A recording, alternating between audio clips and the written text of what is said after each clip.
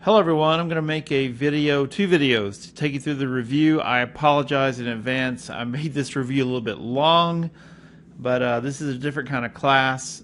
This is not anatomy where I can say know all the bones, know all the muscles. These experiments have some background to them. So if you're watching this video and you got my announcement, you're already here, you've already clicked here. Anyway, I wanted to show you below these two videos, here is the document that I'm going to use in the videos. Here's an answer sheet if you want to practice writing things down. I'm a practice person. And then here's a really good picture of a nice summary of the transformation experiment. So we'll go through that together. So when you click on that document link, you're going to get this. So this exam is going to be over physical and chemical control and the transformation experiment. So know these factors when it comes to controlling microbes physically: the type of object to be treated, quantity of materials to be treated, probable type of microorganism. And I'm missing this semester. I'm not getting as much time to talk, but for instance, I worked in a place that had tuberculosis patients, so they used a special kind of cleaning. Tuberculosis is called an acid-fast type microbe. It's really hard to kill. It's got a waxy cell wall. So if you know that in advance, you can take appropriate measures. And we're talking about physical things here, and the length of time required for proper treatment. Those are gas chambers sometimes in hospitals. If you have things that cannot be autoclaved or heated up, you can take them down and have them gassed, things like that. So know these three terms. Sterilization means the removal of all living organisms. That's actually in your outline under tab 6. Disinfection is using a treatment on inanimate objects, either chemical or otherwise. And denaturation is a term that refers to altering the shape of proteins that end up killing cells.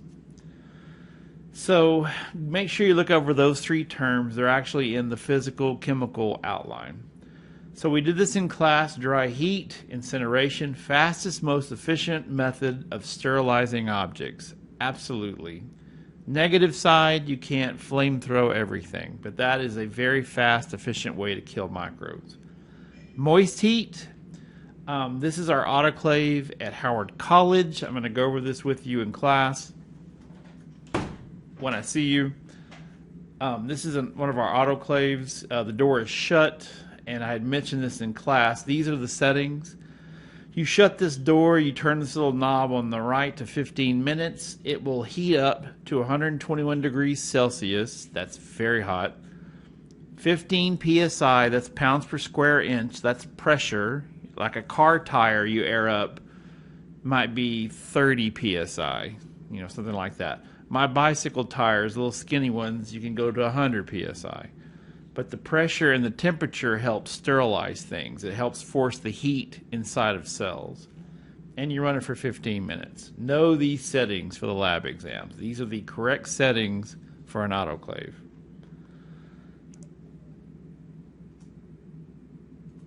Drives me nuts.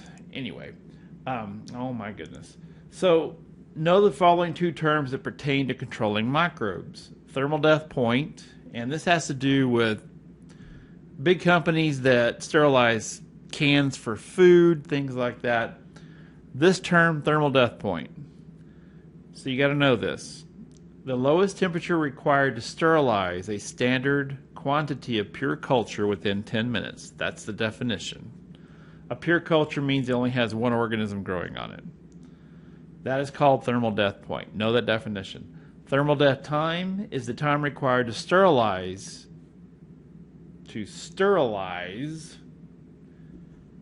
a culture at a particular temperature. It's a little bit different. This is a time measurement. This one's based on an actual temperature itself. But like I said, you don't see these often, but they are thrown in with controlling microbes. So be able to interpret the results of this plate. You see, here's the control side. That's the way it should have looked. That looks like bacillus, that person that did a nice little simple streak. The flame side, remember, you took your loop, you flamed your loop first and then you made the streak, that's what it should look like. The results here are normal. That's exactly what it should look like. Flame kills everything. Okay, going on to chemical control.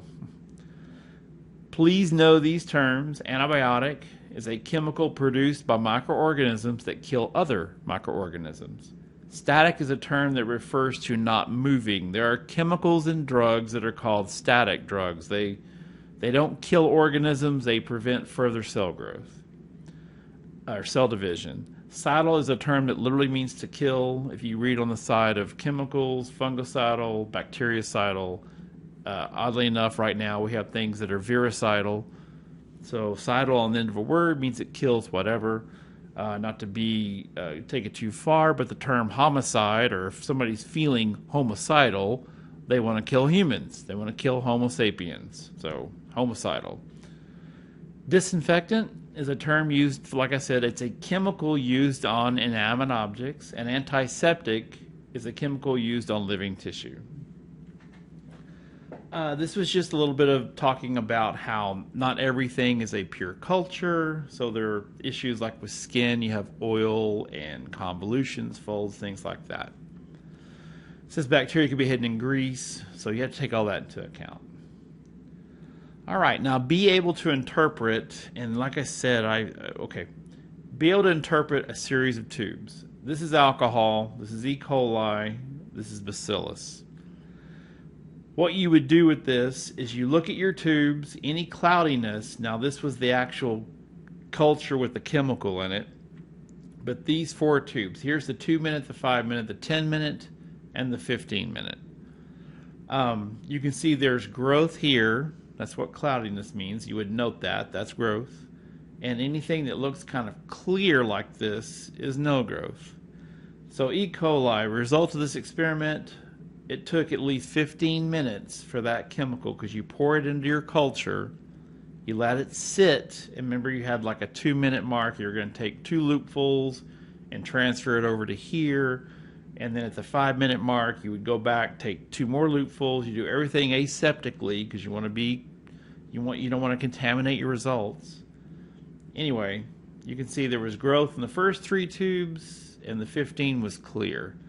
This would not be considered a good disinfectant or an antiseptic for the most part, even though it's used a lot. But it takes like 15 minutes to start working. So see that? It says growth, growth, no growth. The bacillus, which is a spore former, really hard to kill. You can see there's growth in all 4 tubes. So maybe we could say E. coli is not efficient, but it does kill, alcohol does kill E. coli after 15 minutes. You can see it has no effect on bacillus. There were growth in all 4 tubes. Just be able to interpret that. No cloudiness means growth. Clear is no growth. And like I was saying, obviously that situation there, that's not a good disinfectant for bacillus or for a situation. All right, please tune into the next video and I will go through transformation with you.